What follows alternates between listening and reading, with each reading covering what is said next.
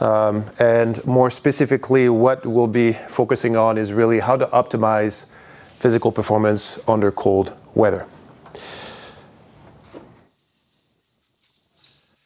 As a brief notification, again, this program, and particularly some of the presentations you have today, is supported by the EP2 Finland program and its numerous partners across Finland that are interested in health, safety, and performance under adverse environmental conditions.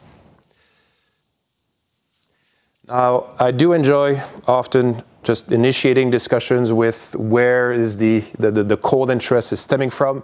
It is important sometimes to see a pathway of how everything comes to be. And I've done some of my university work at Laurentian University years ago in Canada, where average winter temperatures oscillates around minus 18 degrees Celsius. And so every time you do an activity outside for the duration of 3 to 4 months, you get pretty cold. And this is an example of a winter hockey tournament outside on one of the largest lakes, where about 16 smaller rinks are designed and flooded every day. And it's a nice tournament to have every year, although pretty cold. I've also done some work in Winnipeg, in Canada as well, where average temperatures in the winter are also approximately minus 18 degrees Celsius. And being in the prairies, winds can be extremely high. And if you're adding wind factor, you can go down to temperatures, daily normal temperatures of even minus 30, minus 40 for many weeks. And subsequently, some more tropical weather later in my career. We're coming up north to Jyväskylä, where winter temperatures are actually a little bit warmer. It's still cold, it's still dark. However, we really have to be conscientious of where we go has a large impact on how we'll practice physical activity, whether it's mildly cold or very, very cold. So today's presentation, for a simple breakdown to make sure we do not get lost, we'll start briefly with heat balance and some fundamentals of thermoregulation, knowing exactly what we're talking about here. We'll follow with what I assume most of you are very excited today, mostly performance, muscle function, and metabolism during exercise, followed with a little bit of cognition, as we know cognition has an important part in sports performance. Subsequently, some acclimatation, and of course, and very importantly, some safety tips. So starting with heat balance and thermal regulation. At all point in time, our body, doesn't matter if we're working in an office, doesn't matter if we're taking a walk outside, it's always trying to keep our core temperature relatively at the same, approximately 37 degrees Celsius for most of us. It can be a little bit higher, a little bit lower in some people, but in general, this is about 37 degrees Celsius. And there's different models of exactly how the neural network works together to make this happen. But one view of it is essentially like a thermostat you have at home. So when you're adjusting your thermostat, let's say I'd like my temperature to be at 22 degrees Celsius. Well, when it's getting a little bit warmer, then it stops working and then it tries to cool down. When it's going a little bit lower, it's trying to come up. And it's the same in our brain. So we have this special section in our brain, the hypothalamus, that's integrating all these signals of what feels cold and what feels warm. And it's always constantly trying to keep the temperature at thermal neutral point.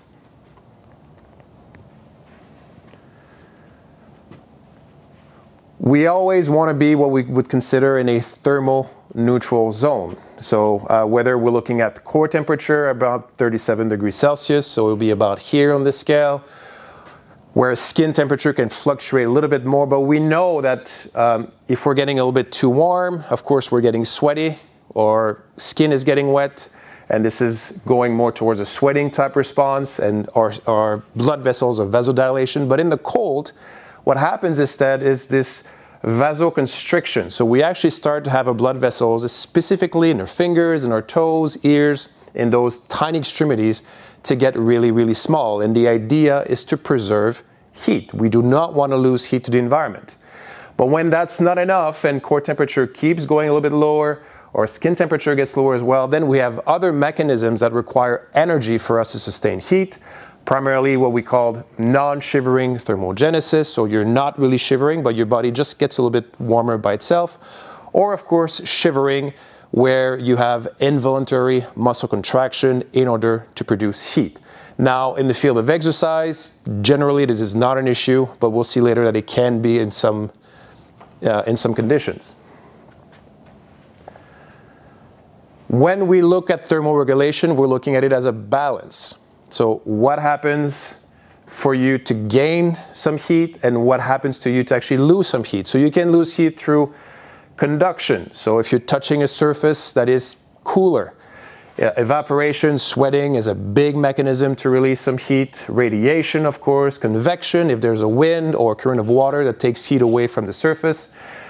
But the heat gain is where it gets interesting, because while we have other mechanisms, basal metabolic rate, some shivering if needed, feeding, when you eat, get a bit warmer, physical activity specifically is the strongest mechanism to generate heat. You can generate over 1,000 watts of heat in a single bout of exercise, whereas resting metabolism or feeding is only about 100. So you can generate tons and tons of heat if you get muscles moving. This is not practiced very often by coaches or teams, but ahead of races, if you know that it's going to be a little bit cooler, you can actually calculate based on the environment, based on metabolic heat production, based on all the factors we can have, whether or not your athlete will either lose or gain heat during an event. And that can help you maybe gauge the clothing or the amount of warming up before. And so there's different factors you can include in terms of knowing whether or not someone will be either gaining or losing heat to the environment. This is actually an important point I'd like to make for most of us. We talk about often hyperthermia, about feeling cold, but hyperthermia is defined clinically as core temperatures that are below 35 degrees Celsius. And it's extremely rare and very challenging to bring individuals at that temperature. The body is really well designed to stay warm. So unless you are in a survival scenario or you just gone to an accident falling into cold water and you have to stay there, the likelihood of you being hyperthermic while exercising outside is extremely, extremely small. And we'll go back to that later. So I'd like you to keep that in mind. When exercising, rarely do humans really reach hyperthermia. It's really hard to do. Even in frigid water, it may take an hour and even more to actually reach clinical hypothermia. And one example of this, in freezing water, individuals that were wearing a dry suit and individuals that were, for example, keeping just their head out of the water but no dry suit, even after approximately an hour of cold water immersion, they only had a decrease in core temperature by about maybe 1 degree Celsius. So from about 37 to about 36. You're still not hypothermic and you've been in freezing water for over an hour. The other condition in this particular study was when the head was actually in the water. When there's more surface of your skin exposed to cold water, then of course cooling rates are higher. But ultimately, it just shows that it's really, really hard to get hypothermic. And in the field of sport, it does not happen very often. We talked about shivering earlier, and I do apologize as I couldn't find a better resolution video. But a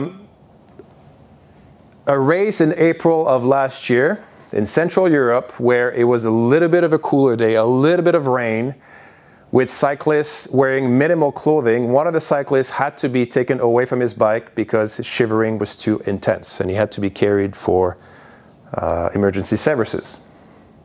Now, in this particular scenario, because he's still shivering intensively, the likelihood of him actually having hypothermia is still very, very small. He was probably shivering too much to a point that he was not able to perform and it was pointless for him to continue the race. But being in imminent danger was unlikely in his case. And to portray this further, I always enjoy having the famous Montreal Naked Man in most of my presentations, just to show again how hard it is to get really cold in the winter. And in this particular case, middle of the night, minus 15 to 16 degrees Celsius in the middle of a winter, and someone was simply taking a jog naked outside. And it just shows the amazing thermogenic power of skeletal muscles when they are activated you do produce a lot of heat. Although as a message, please don't do that. Moving on here more towards performance, muscle function, and metabolism. So here we have rectal temperature or core temperature at when we're exercising at about 70% of VO2 max or about 50% of VO2 max. And just to show again the power of how cold is really cold, just wearing shorts and t-shirt, you can still increase, you can still run for hours very successfully. And even going at 50% of your VO2 max, which is similar to a brisk walk or walking kind of quickly or a very light jog, you still increase core temperature the same if you're in a cold environment or as if you're more in a thermoneutral environment or the classic day, let's say at 20 degrees Celsius. So you still produce a lot of heat, there's no problem there. But what's kind of neat about the cold part is that being exposed to a slightly cooler environment, and by slightly cooler I mean 0, maybe 10 degrees Celsius, you are improving your convective and radiative heat dissipation. So you are actually removing more heat from your body. And what it does is that it lowers the increase in core temperature that you wouldn't have otherwise. One key factor of exercise stoppage is core temperature getting too high. And so exercising in a cold environment will actually limit that impact and hopefully delay the time by which you have to stop exercising.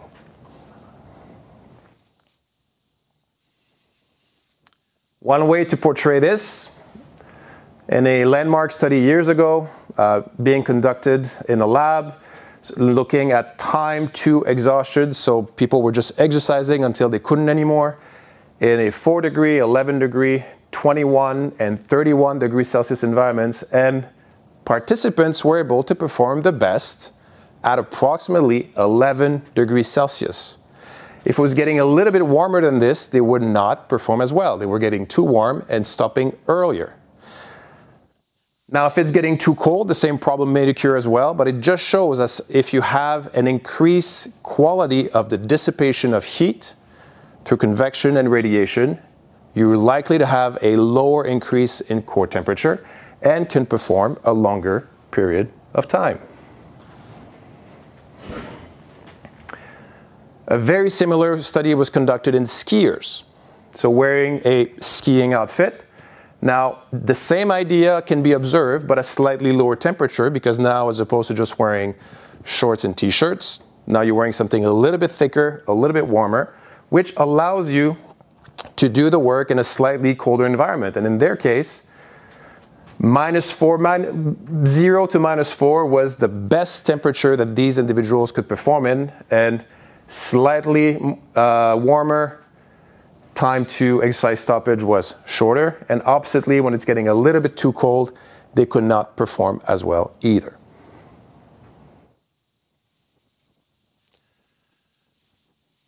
So we've also looked recently at a dose-dependent impact of skin and core cooling. So if we separate those together, specifically on endurance performance.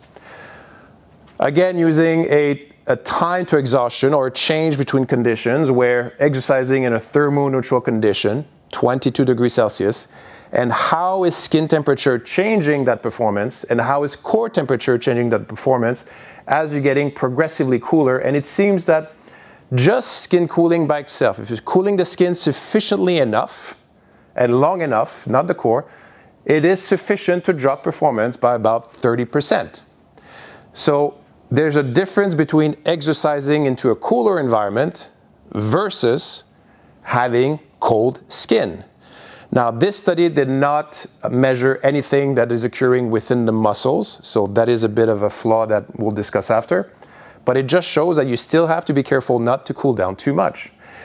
And evidently, as core cooling also occurred, as they were getting slightly colder and slightly colder, at that point in time, performance was further impaired by another 30 to 40%, and it just went downhill from there. So ultimately, you have to be careful not to have body cooling per se.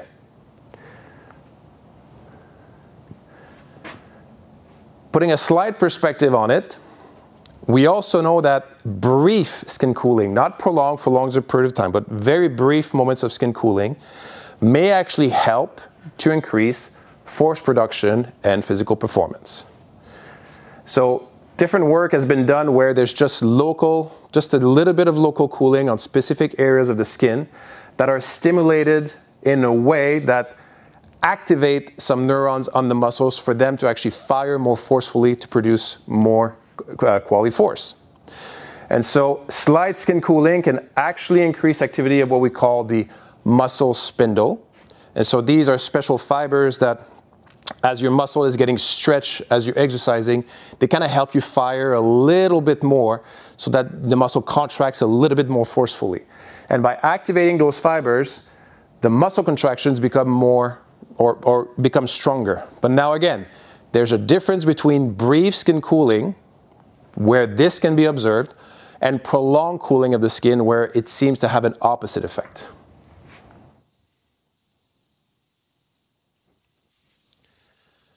For all of those that once in a while go for a run outside in the winter or ski both summer and winter and are collecting their heart rate monitor data, you're likely seeing differences in your heart rate as you're exercising, which can offset kind of the training design that you do. So we know that at submaximal and sometimes maximal exercise intensity, you do have a lower heart rate as blood volume is less redistributed to the skin for heat dissipation. When you get warm, a lot of the blood goes on your skin for you to remove heat. When you're cold, that comes all back in order to protect your heart and brain. And as a consequence, heart rate does not need to be as high. This is portrayed here from left to right, where on the left you have a warm model, lots of skin blood flow, lots of muscle blood flow. Blood volume is directed in the periphery. But as you're progressively getting cooler and cooler, that tends to shift away and come back to your heart and your brain. And that can also induce muscle tissue cooling. So not just the skin, but the muscle themselves. And during exercise, what do we care primarily about your muscles? Of course, we care about vasoconstriction. So you have now a lower supply of oxygen going to your muscles as you're exercising. We care about the fact that as muscles are cooling down, they need a little bit more oxygen to work to do the exact same work as they would in other conditions. We also have lower tissue oxygenation, so the overall oxidative status of the muscle tends to get lower. And to show how important that is, a group of researchers actually looked at mild core cooling, again, similarly to a previous study. So if we just cool down the core a little bit, half a degree, not enough to offset too many things, but just enough to be really uncomfortable. And they looked at time trial, they looked at power on the bike, they looked at tissue saturation index. And so this cycling test, evidently with cooling, what they've observed is time trial was higher, right? It takes more time to do the same amount of work. Power was lower. Muscle tissue saturation, of course, was lower. But what they've done, they've actually had this other condition where they added hyperoxia. So participants were breathing in a fraction of oxygen that was higher than what we normally breathe. We normally breathe a fraction of oxygen of about 20%. Now they increased that to about 30%. And by doing so, you increase the pressure of oxygen that is going through your blood, or in other words, you just put more oxygen in the blood. And by doing that, they've actually rescued, time trial was the same as in thermal condition, the power was the same, and muscle oxygenation was the same.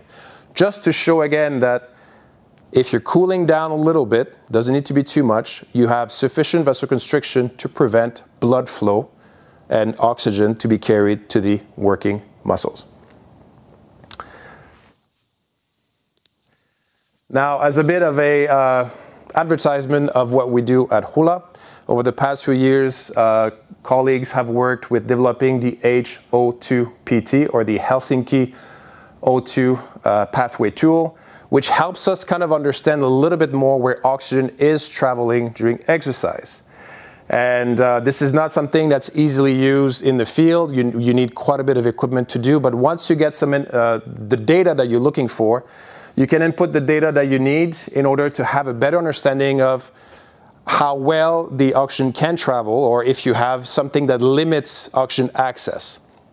And so we know a little bit more critically now via this tool that if you are getting warmer, the red line that you see, the curvilinear red line there, demonstrates that there's a greater content of oxygen that is being carried to your muscles. But as you would expect, oppositely, the blue line that is at the very bottom, the bottom there, curvilinear line, demonstrates clearly that there's a much lower content of oxygen being carried to the muscles during maximal exercise.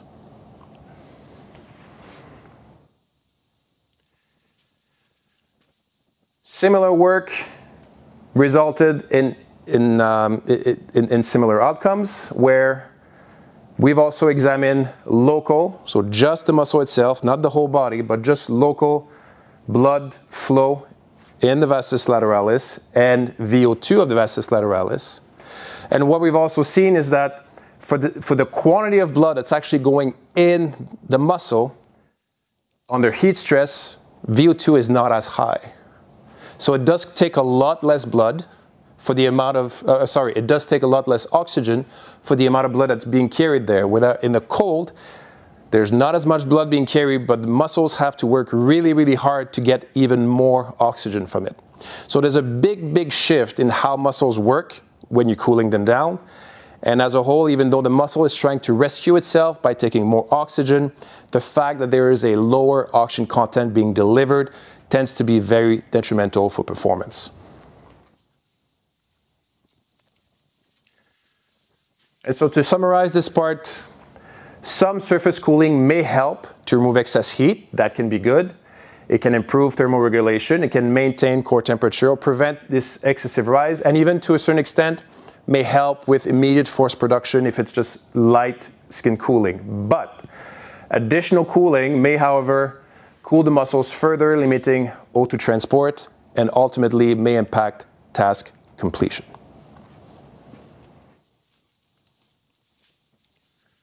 Shifting to metabolism now, we care about what energy source and substrates we use when we exercise. Do we need to low on carbs? Do you need to change our diet? Or is it better to exercise in the morning, in the afternoon? Because it changes the type of substrates we're using. And we know that exercising in a cold environment will have a tendency to rely more on fat oxidation by a rate of 1 to 2 kilocalories per minute compared to a thermoneutral environment.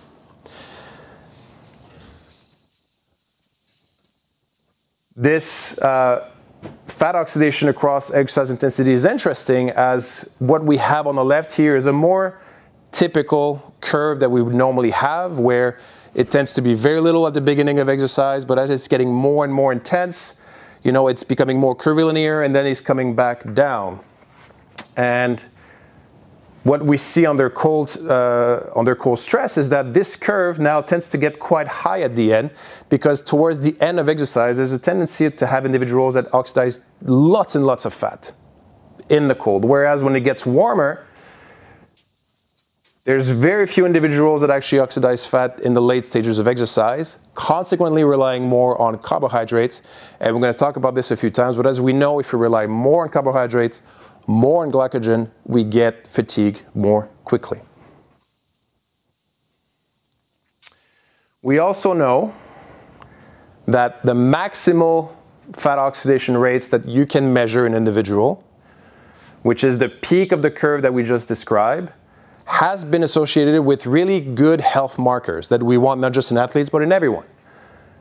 It's associated with good insulin sensitivity, good training status, blood pressure, lipid profile. So the higher the curve, the better. And so we've also looked at the curve, and what we've observed under cold stress again, in both men and women, across treadmill and cycling, there's a tendency for maximal fat oxidation to be greater under cold stress, really favoring the use of fat, which can be very beneficial, specifically for endurance sports.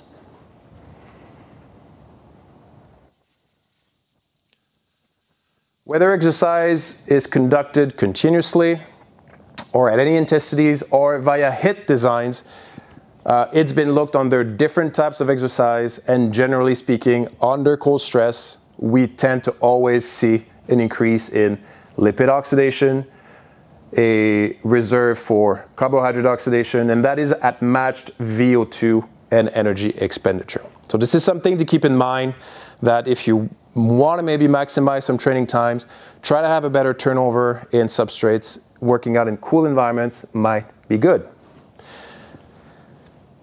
Now, this is interesting because athletes, the one thing that really separates them from different populations is that they have within their muscle cells a higher rate of fat synthesis. So fat droplets that we have in our cells that are ready to be used for energy, athletes tend to have more of them.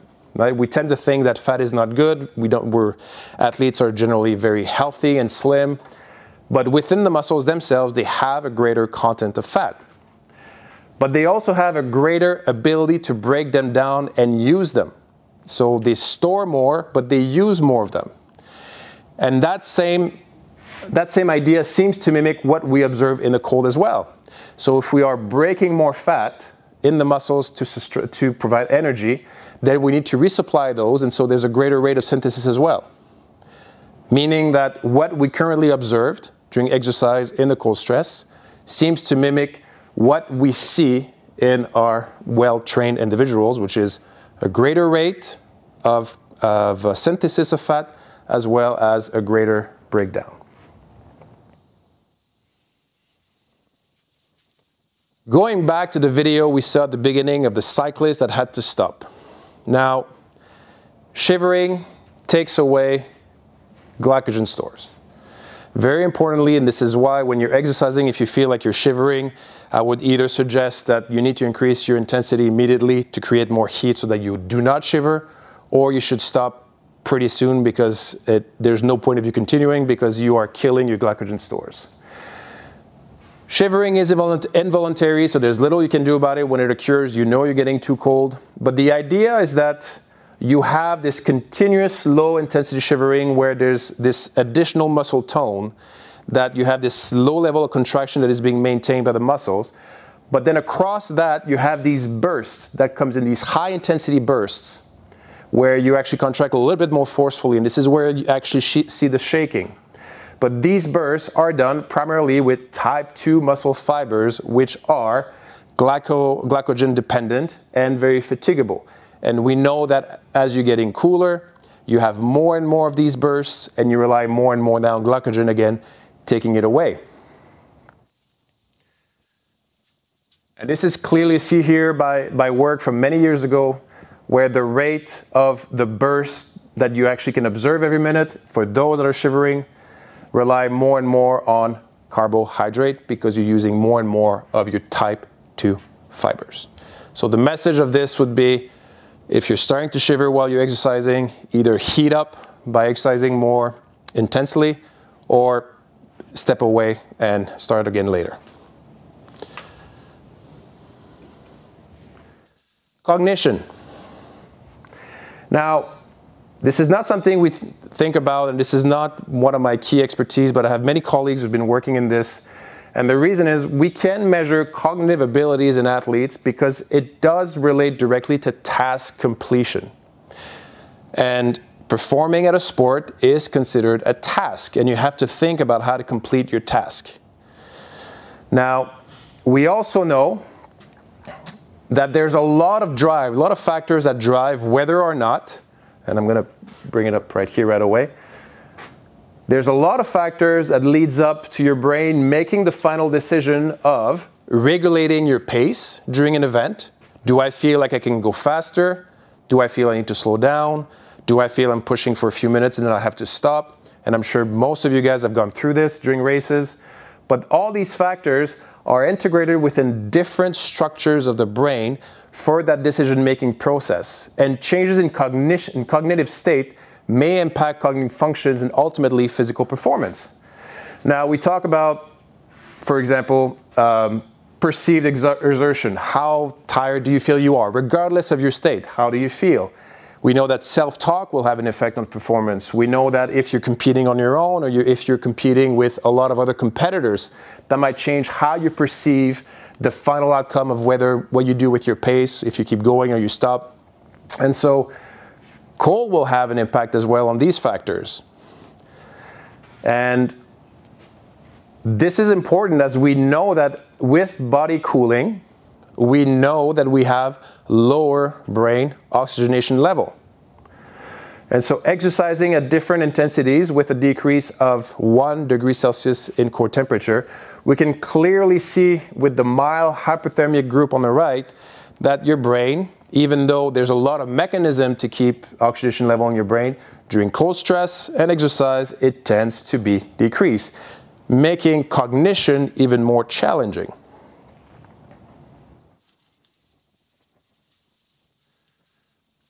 Starting on the left, if you're looking at a drop in skin and core temperature, what this will normally lead to is a decrease in sensation of cold, a change in thermal discomfort, change in brain temperature, change in hyperventilation, so you might breathe a little bit more because you're getting cold.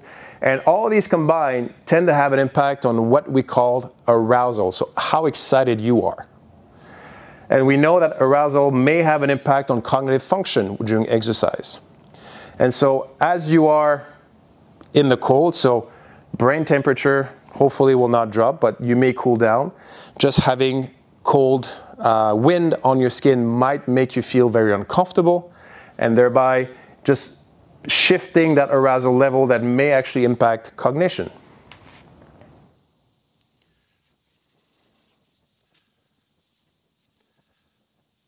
So in a more recent study, the group actually looked at both skin and mild core cooling on cognition, and actually determined, because it's a field that requires still a lot of work, determined that a mild cooling so far does not seem to be changing too much on cognitive function when it's mild.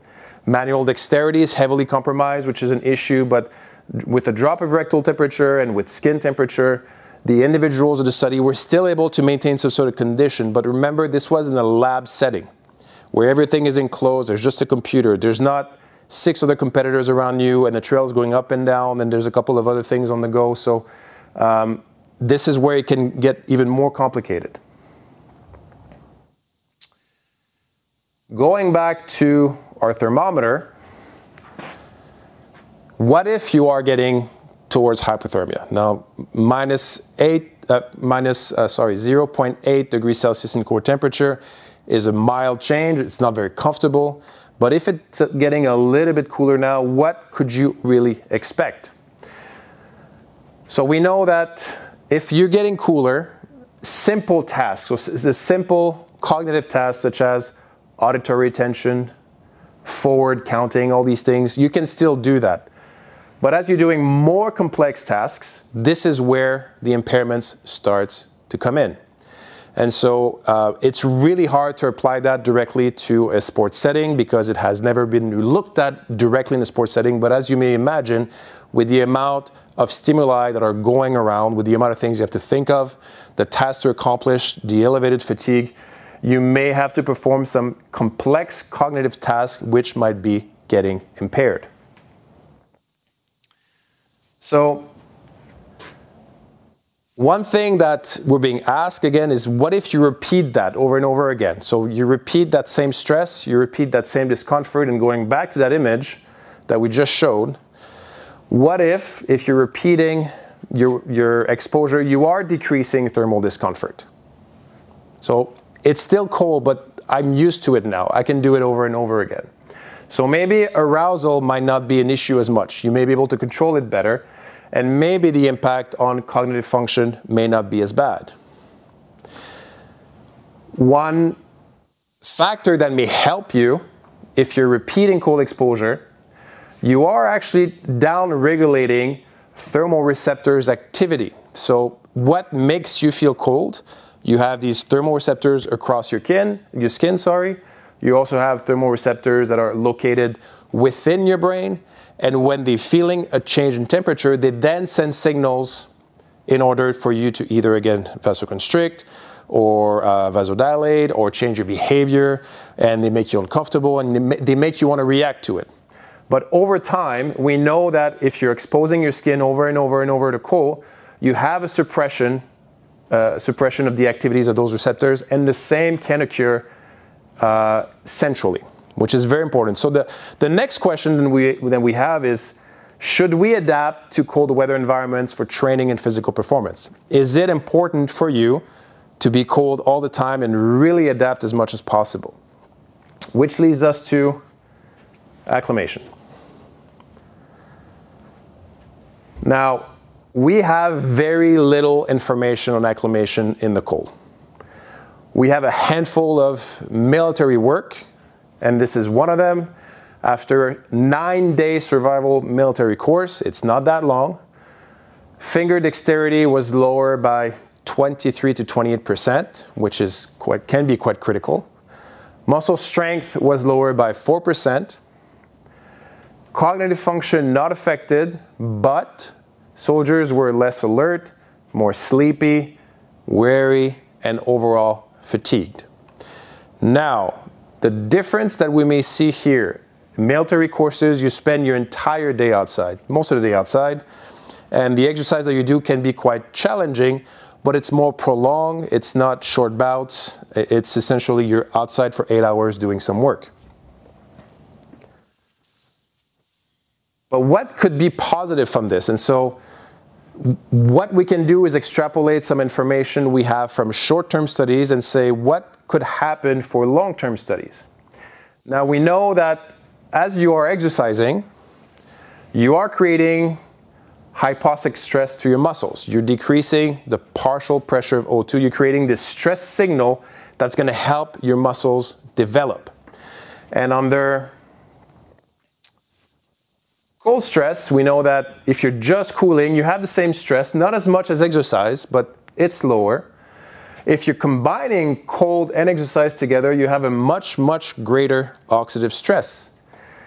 And this stress ultimately might actually lead to improvements in mitochondrial profile of the muscles through a variety of pathways. So there is still some hope that with acclimation, or if you're exposed regularly to cold, there might actually be a positive outcome on your performance. So starting from, as we know from our muscles, if we're looking at our muscle fibers, within these trillions of mitochondria, and within our mitochondria, we have these very fancy complexes of proteins that these are the ones making energy. So when you're flexing, these are the ones actually helping you making ATP, making the contraction happens. And what we've observed through a training design in the cold, so unlike the military where this was hours and hours at a time, what we did is we've used short bouts of 30 minutes to about an hour, 3 times a week for 7 weeks. And what we've noticed is that those particular proteins within the mitochondria tended to develop a little bit more from training in the cold versus a thermoneutral environment. So not all proteins kind of shifted the same way, and when you train, you want to get those proteins improved, but what we saw is that under cold stress, they tend to actually increase more. Beyond what's going on within the muscles, we of course care what's going on in terms of performance. So we also looked at VO2 for the same studies, and in thermoneutral condition, so exercising in an environment like we are now, about 22 degrees Celsius, 63% of the participants of that group had an increase of VO2 that's greater than 2%, which is significant in terms of VO2 changes. And those that actually exercised under cold stress that had an increase greater than 2%, it was nearly 90% of all participants. And so there's a tendency to also have better VO2 outcomes if you are training in the cold, but not for very, very long periods of time. Short training bouts in the cold, and that's it. And I always finish my talks with a few slides on safety, because of course, every environment can be challenging and dangerous. And so I just want to finish with a few things. Number one, going back with the fact that Hyperthermia is very, very, very unlikely during competitive events. It is something that I've never seen during winter sports. Shivering might be present, discomfort, feeling cold, absolutely, feeling uncomfortable, absolutely, but hyperthermia is very, very unlikely.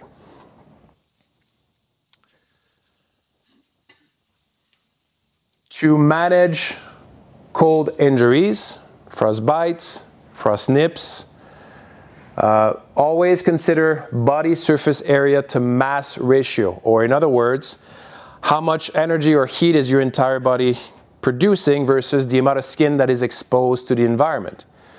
For adults, it tends to be not too much of a problem, but if you tend to be really, really tall and really, really thin, you tend to have a lot of skin exposed to the environment and very little mass for heat production. And thereby, you tend to be more prone for cold injuries. And I do believe we have skiers that tend to be taller and thinner than most people that actually have had more injuries than others. Children are also more at risks, not necessarily for body surface and mass ratio, but also because they don't always have the vasculature developed well enough, and the elderly. An issue that affects mostly women is Raynaud's disease, or in other words, a hypersensitivity to cold or to adrenergic stimulation. And so again, in those extremities, here you have a nice picture at the bottom of a hand from someone that suffers from Raynaud's disease compared to a normal individual while the body is cooling a little bit. And you can clearly see that the person suffering from Raynaud's disease, their hand has little to no blood flow circulating, simply because vasoconstriction is so severe because of this increase in sympathetic activity and this hypersensitivity that essentially it is preventing the blood from circulating. And it does not need to be that cold. Sometimes just being in a slightly cooler environment might be sufficient to induce that response. And so we have to be careful with individuals that have poor blood circulation. We also need to remember that we don't tolerate the cold the same way. We're all built very differently, not just weight and size, but genetically. So we have skeletal muscle genetic variations in some individuals that will make them less cold tolerant. The distribution you have of muscle fibers between type 1 and type 2, and a specific gene that actually results in changing the quantity of a specific protein within type 2 fiber. What happens if you have a different ratio, you may be unable to shiver as well or as effectively and produce the same amount of heat, and as a consequence, under cold exposure, you would be cooling down a lot more rapidly. So cold tolerance is very, very different across individuals. And two last pieces, not necessarily just for safety, but for general knowledge. There's a lot of discussions about cold plunge and ice bath, and post-exercise cooling will help regenerate fibers more effectively or takes away the pain for you to recover more quickly. There's a lot of discussions about this on social media. And this is actually a study from a few years ago, and one just came out recently. But ultimately, we know that post-exercise cooling will slow down myofibrillar protein synthesis. So in other words, how the muscle heals and rebuilds itself after exercise. And so this is not something we normally recommend to the general population, specifically to athletes, after you have worked out, unless you have an injury or some other conditions where you may need some cooling. But for general training practices, we suggest that you do not go with post-exercise cooling.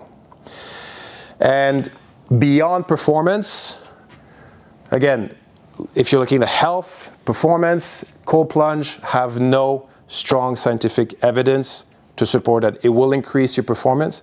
It may inhibit pain receptors from an injury. This will feel good. It may reduce inflammation from an injury.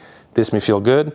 But ultimately, in terms of actual physical performance, it does not seem, at least at this moment, we do not have the scientific evidence to say whether or not this is something we would recommend.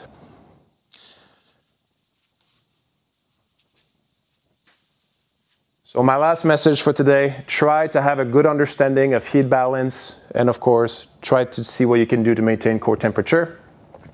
Focus on muscle tissue temperature and avoid shivering. Stay warm and maintain cognition capacities. Of course, that's critical. Brief but not prolonged cold exposure if you want some sort of adaptation to the environment. And always consider peripheral injuries first.